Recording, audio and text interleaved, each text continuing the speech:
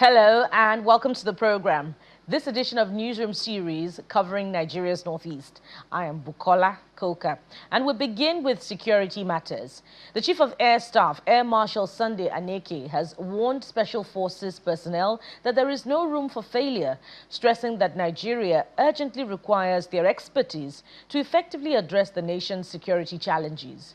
Speaking at the graduation ceremony of Special Forces Course 12 2025, the Chief of Air Staff, who was represented at the event, explains that well-trained Special Forces play a significant role to the Nigeria Air Force's successes in shaping the battle space and degrading the operational capabilities of insurgents and bandits. Our correspondent, Hajara Aliu, reports. Signifying your induction into the elite Special Forces of the Nigerian Air Force, the Panthers. 135 Nigerian Air Force personnel, comprising 134 airmen and airwomen and 1 officer, have successfully completed Special Forces Course 12 2025 at the Regiment Training Center, Annex Bochi.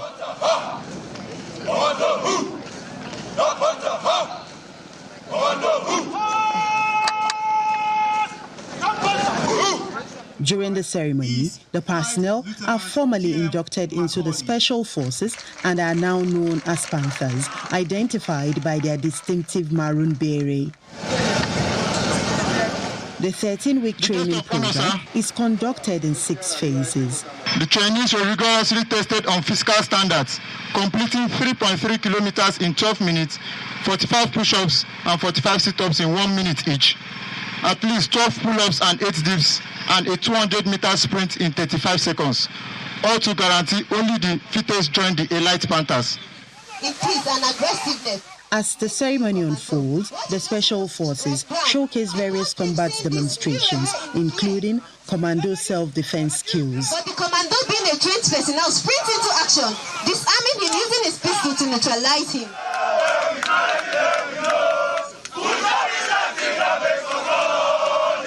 In a rare moment, the Air Officer Commanding Special Operations Command, alongside other senior officers, joined the trainees to perform push-ups in honor of the Chief of Air Staff.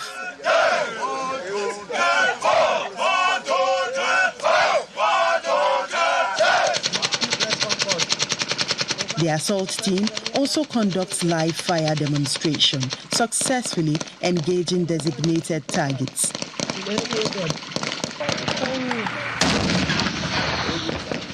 Air Officer Commanding Special Operations Command, who represented the Chief of Air Staff, addresses the inductees. This course signifies that you are now entrusted with missions where resuscitation is costly and failure is unacceptable.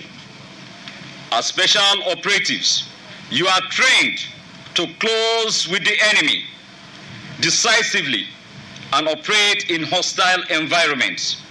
You are expected to move faster than the adversary, strike with precision, and maintain dominance until the mission is accomplished. Awards are presented to outstanding trainees as the Panthers now await deployment to various theaters of operation across the country. Hajara Aliu, Channels Television News. And from security to health, the Yobe state government has recorded another milestone in the health sector after the Nigerian Governors Forum named the state as the best performing state at the 3rd edition of the National Primary Healthcare Leadership Challenge Awards 2025. The award comes with a cash backing of $1.2 million to further enhance access to primary health care across the state. After the conferment of the award, Governor Mai Malabuni, who was represented by the State Commissioner for Health, Dr. Mohammed Gana, said 142 out of the 178 proposed primary health care centers have been completed and put to use.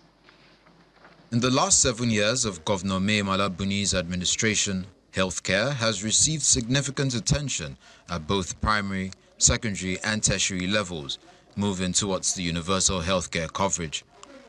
So far, 142 primary healthcare centers have either been constructed or rehabilitated and essential commodities provided. Actually, Yobe State has been trying very well regarding supporting us regarding our primary healthcare activities. And we have been receiving free drugs from the government. And the government is also helping us by through NHIS, that most of our patients are accessing the facility through free drugs and through other facility interventions. The government has provided us all the necessary equipment and free drugs, especially when we are doing this ANC test for the pregnant woman. We are doing it free here, and we also have free drugs. So the government has provided us a necessary equipment. The state government has also approved free antenatal services to all pregnant women up to delivery, as well as free medication for children below the age of 5. We're grateful to the governor for bringing a healthcare center close to us and the provision of free drugs. This has reduced the cost of transportation and medication. The government provides free antenatal and drugs for pregnant women here up to delivery. A gift is also given to every woman who delivers at this facility. The efforts of the government was not only recognized in the states, but also at the national level, as the Nigeria Governors Forum named Yobe as the best performing state in the primary healthcare 2025. The judges, led by a distinguished panel of public health experts, commended Yobe State for its strong commitment to improving maternal, newborn, and child health outcomes, effective malaria control interventions, and sustained improvements in routine immunization coverage. This achievement is the result of collective effort. We acknowledge the invaluable contributions of all the agencies in the health sector and our development partners whose technical and financial support have been instrumental. A careful review of the assessment confirms that all health system strengthening pillars were evaluated, and Yobe State performed excellently across board. The Executive Secretary of the State Primary Healthcare explained how the award was achieved.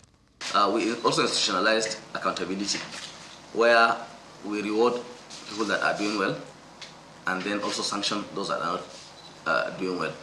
So that sense of let me do my best, was now entrenched into the minds of our workers. If they are doing their best wherever you are, it doesn't matter how remotely located your health facility is, you are sure that you will be recognized and appropriately rewarded. To mitigate manpower gap, the government gives automatic employment to all graduates of healthcare institutions in the state. And there's more from Yobe State, as the government has raised the alarm over the rate of rising physical and abusive attacks on its health workers by the relatives of patients across its health facilities. The Commissioner for Health in the state, Dr. Mohammed Lawan Gana, who disclosed this at a media briefing in Damaturu, the state capital, revealed that patients' relatives have a tendency to intimidate workers with verbal abuse, particularly during emergencies. While assuring the residents of better healthcare services, the government revealed that the acts of violence against healthcare workers would be reported and investigated with guaranteed prosecutions for culpable persons in accordance with the law. Unfortunately, we are witnessing a disturbing rise in assaults, threats, intimidation, insults, and harassment against these dedicated professionals while they are on duty. Let me state clearly and unequivocally, any form of violence against healthcare workers is unacceptable, condemnable, and will not be tolerated in Yobe State. Nature of the problem. Reports reaching the ministry indicate incidents including physical attacks on health workers within hospital premises, verbal abuse, threats, and harassment by patients or patient relatives, intimidation of staff performing their lawful duties, disruption of healthcare services through aggressive behavior. These acts often occur during emergencies, periods of grief, or heightened emotions. While we empathize with the pain and anxiety families experience, violence is never a solution and only worsens outcomes for everyone involved. Residents of Yoro Local Council in Taraba State are appealing for urgent action to abolish harmful cultural practices that make women and girls vulnerable to gender-based violence in the area. The residents who made the appeal during the Chief of Mumuye during an event to mark the 16 days of activism against gender-based violence urged the authorities to enact bylaws to abolish such practices. Based on our finding, we can say that it's like 2 in every 10 families. So that is what we have gotten. And you know that we are just working in only 8 communities. So imagine when you are able to have that analysis across the community. So you see that it's going to be really going to be high. So now that we have secured the buy-in of the traditional council, the next step is for us to have a meeting. Just like what he said, you know, they have demanded that if we can have a round table with other traditional leaders, religious leaders, to see how we can all collaborate and then come up with these laws that will help and that it can be now even be declared, because I know that Mumuye, they are among people also in Zing. So it means that with this, he having his buy-in, he can talk to the other Royal Highness in Zing, and we can have a law that is not only situated in the project state, but in the kingdom, Mumuye kingdom in general. Well, issue of gender-based violence has been in the increase in the state, but it has been going drastically. The Ministry of Women Affairs and Child Development, under the leadership of the Honorable Commissioner, they are doing a lot to ensure that we reduce the prevalence. Here in Yoro, I think one of the drivers is the cultural practices, which people consider as a norm to violate, especially a girl child. And of course, as has been said at the palace today, we felt some of these cultural practices with modernization, with evidence, some of them have become obsolete, and we need to shy away from them. With about 800,000 out-of-school children roaming the streets and a large number of infants battling malnutrition, the Gombe State government has called on public and private universities in the state to tailor their research towards preferring solutions to everyday challenges and make the state a better place to reside.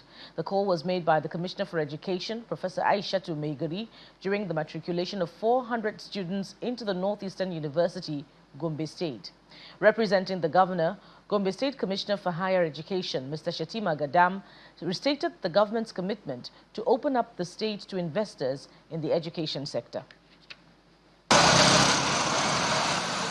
Gombe State, with a population of about 4 million, has over 5 public and privately owned universities that admit and churn out thousands of degree holders annually. However, negative phenomena such as out-of-school children and infant malnutrition stare the state in the face.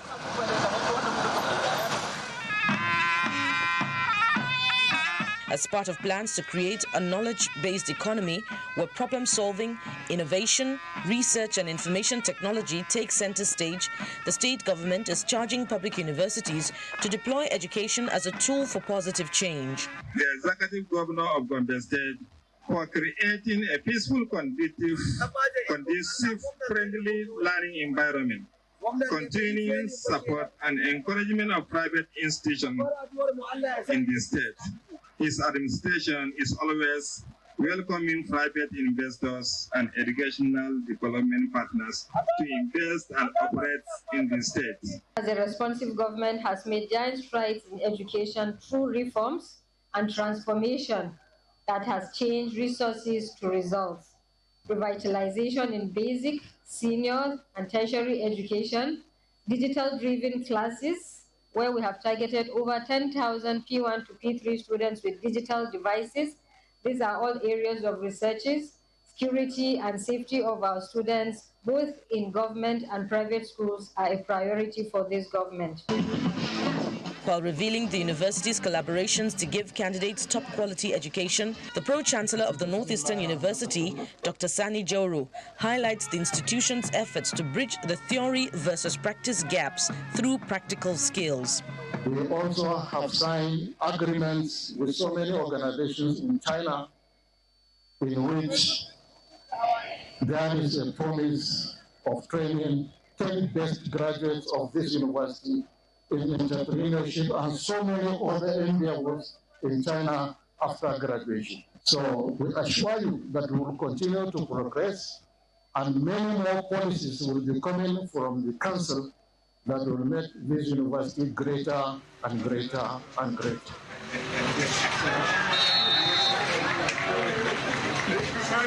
In an earlier visit and tour of the institution, the former chairman of the Independent National Electoral Commission, Professor Atahiru Jega, calls on private universities to prioritize educational development over excessive profiteering. Many private universities in Nigeria presently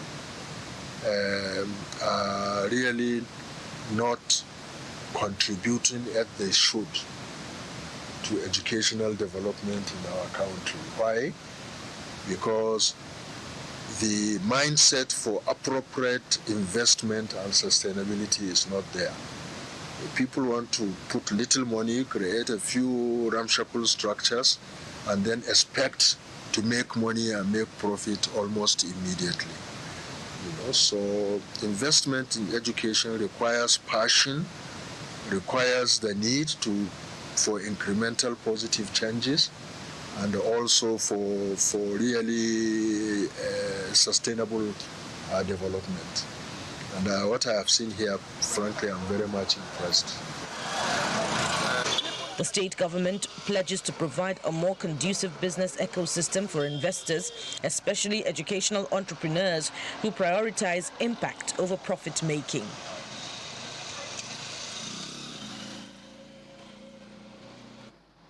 The Chief Judge of Gombe State, Justice Halima Mohammed, has said no person should make the prison their home by repeatedly committing crimes. She made the statement in Tula town of Kaltungo local government area of the state while unveiling a special empowerment and skill acquisition program that targets inmates who have finished serving out their prison sentences. The Gombe State Comptroller of the Nigeria Correctional Service, Mr. Felix Agada, commends the Chief Judge's foresight, adding that the rate of recidivism has reduced drastically in the state. Available statistics from criminologists and reports from correctional centers between 2024 and 2025 show that recidivism, that's the rate of returning to prison, to be between 50% and 60%, with some demographics like youth offenders showing as high as 80%, implying that about 8 out of 10 youth inmates return to prison after serving jail time.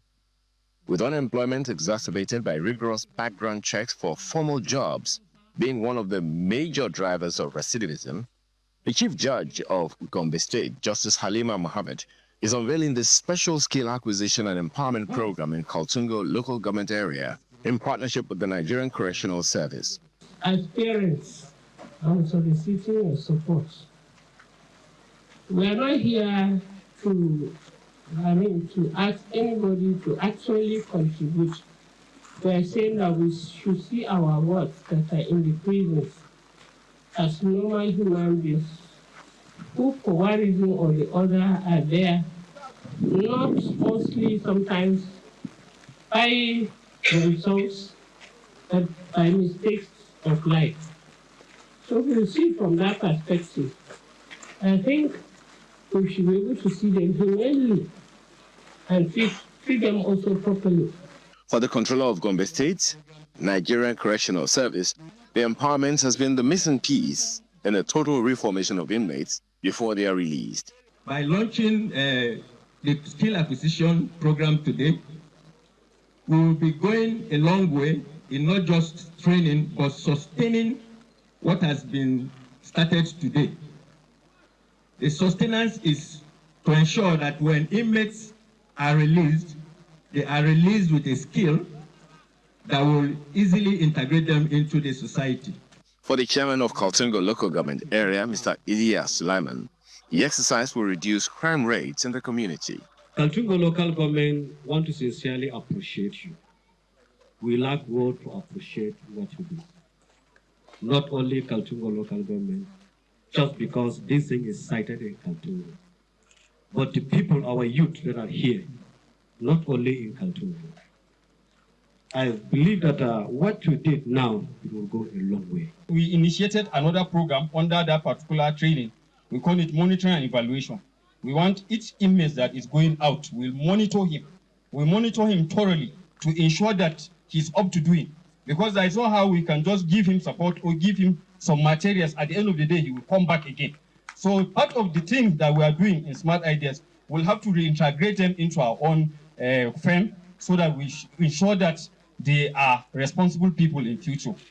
While calling on well-spirited individuals to continue to support this cause, the Chief Judge announced plans to launch the scheme across correctional centers and the state with the aim of reducing recidivism and crime rates. The Minister of Youth Development, Mr. Ayodele Olawande, has described social vices and moral decay among the youths as major factors affecting the sustainability of enterprises in Nigeria. The minister disclosed this at a Northeast Young Entrepreneurship Summit organized by Zero Tolerance for Social Immoralities Initiative in partnership with the Northeast Development Commission. Represented by Saina Buba, the Commissioner for Youth and Sports Development in Borno State, the summit aims to train the youths to shift from job seeking to job creation. Unlock opportunities and build lasting partnerships. Hundreds of youths across the Northeast region are attending an entrepreneurship summit with a theme catalyzing youth entrepreneurship for peace, progress and prosperity in the Northeast. The aim is for the youth to brainstorm and shift their ideology from job seeking to job creation through innovation, as well as discourage social vices among the young persons. Ethical entrepreneurs and active citizens. Our work across Nigeria has consistently emphasized zero tolerance to social vices and maximum support for education, skill development, entrepreneurship, and civic responsibility. This summit aligns squarely with our mission, and we are proud to convene this gathering at such a critical time for the Northeast. To our dear young entrepreneurs, you are the central reason we are here today. You were carefully selected from across the region because of your idea, resilience, and determination to build something meaningful despite the odds. Declaring the event open, the Minister of Youth Development, represented by the Commissioner for Youths in Borno State, appeals to the young persons to seek programs that are sustainable. As a nation, we are deliberately shifting our focus from job seeking to job creation, from handouts to empowerment, from short-term intervention to sustainable ecosystems that allow young people to thrive. We are investing in skills, digital opportunities, enterprises support, and access to markets, because we believe that every young Nigerian, whether in Lagos or Maiduguri, deserves a fair chance of success. This collaboration is geared towards rehabilitation of young people of the region that are often faced with conflict situations. As aware, the Commission is part of the mandate of the Commission to bring the stabilization in the Northeast region as a result of the insurgency, part of which is to make sure that the youth are empowered, equipped with the productive, engage in the productive entrepreneurship. A communique is expected at the end of the summit to address the social vices and provide solution among the youths. And the federal government, through the National Agricultural Development Fund, NADF, has unveiled the distribution of emergency agricultural inputs to 2,000 onion farmers in Borno State. Flagging off the exercise in Maiduguri, the state capital, the Chief Executive Officer of the NADF, represented by Mr. Shetima Gambo, explained that the move is to ease the losses recorded during the flood disaster. Onion is a biennial plant largely cultivated in northern Nigeria by irrigation farmers and consumed daily by almost every household in the north and elsewhere across the country. Officials of the Borno State government in northeast Nigeria and the National Agricultural Development Fund are here to support farmers through the distribution of agricultural inputs.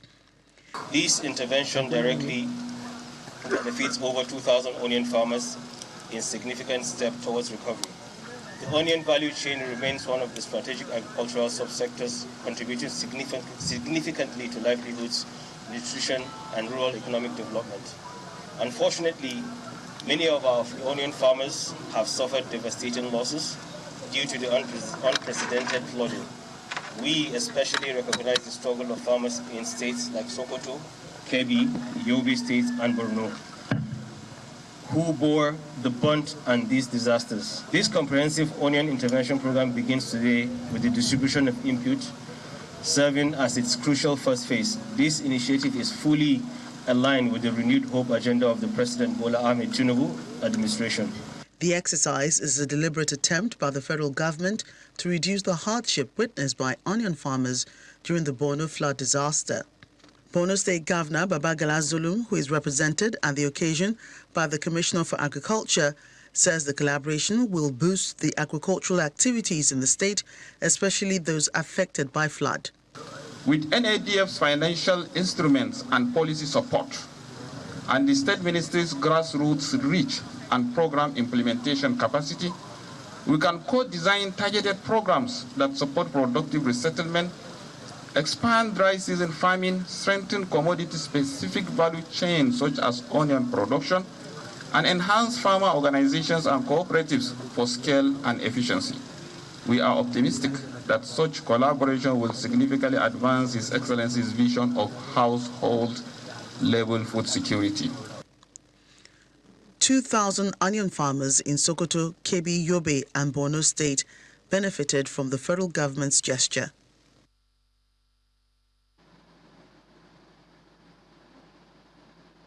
And that sums it up on the program today. Thank you for watching. Join us again same time next week when we'll bring you another round of editions covering different regions of the country.